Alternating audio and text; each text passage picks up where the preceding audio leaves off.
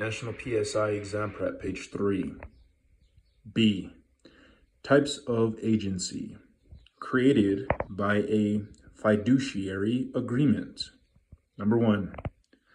Special agency is created when a brokerage firm/agent is authorized to perform a particular act without the ability to bind the principal. A. Seller contracts with a brokerage firm using a listing contract. B. Buyer contracts with a brokerage firm using a buyer brokerage contract. Number 2. General agency is created when a brokerage firm/agent is authorized to perform a series of acts associated with the continued operation of a particular business. Limited power to bind principal. A. Salesperson is licensed to a broker. B. Property manager is employed by a property owner. Number 3.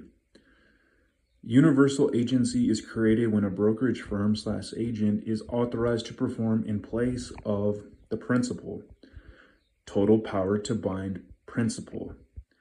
A form called a power of attorney is used, which appoints the attorney in fact. C. Creation of agency. Number 1.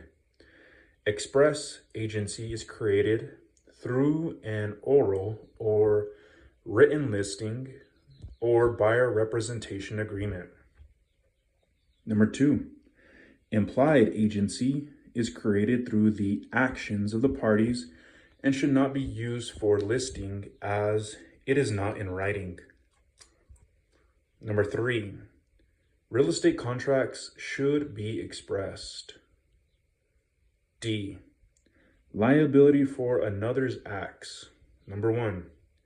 Each employing broker is responsible for all professional acts and conduct performed by the broker or by a salesperson/associate broker working under him or her. Number 2. Brokers or salespersons may not misrepresent property or conceal material facts. A. If a broker or salesperson promised something such as, I know the new light rail will run here, when in fact it doesn't, the broker would be guilty of material misrepresentation. E. Disclosure of representation. Number 1.